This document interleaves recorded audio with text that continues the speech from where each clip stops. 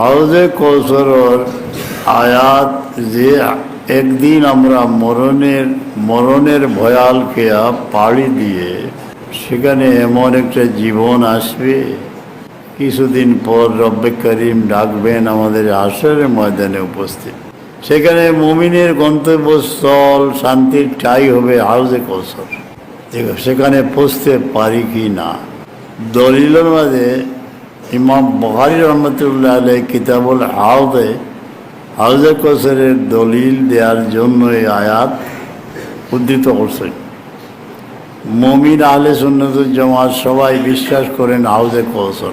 কিছু লোক পথভ্রষ্ট, তারা বলে হাউজে কৌসর নাই, তাদের সাথে আমাদের কোনো যোগাযোগ নাই।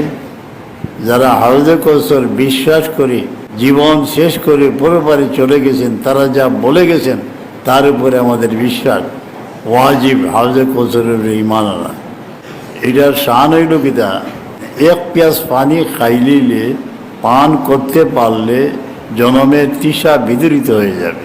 এত দুর্গম পথ আমরা অতিক্রম করব হাশরের ময়দানে। সামনে রয়েছে দুজখের লেলিহান অগ্নিশিখা এগিয়ে আসতেছে।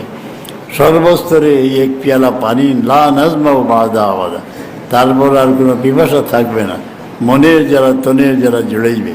কাবা শরীফ তোয়াফের সময় এক দোয়া আছে, এই দোয়া গুরুত্ব দিয়া পড়া দরকার। আল্লাহুম্মা ইন্না মান্না আলা হাবিবিকা ওয়া লাম নারাহু। আয় আল্লাহ, রাসূল পাক সাল্লামের উপর ঈমান এনেছি সত্য, কিন্তু এই জীবনে তো দেখলাম না। ফামাত্তাইনা আল্লাহুম্মা ফিদ দারাইনি বিরুয়তি, ইহকাল ও পরকালে তার পবিত্র দিদার আমাকে নসিব করো।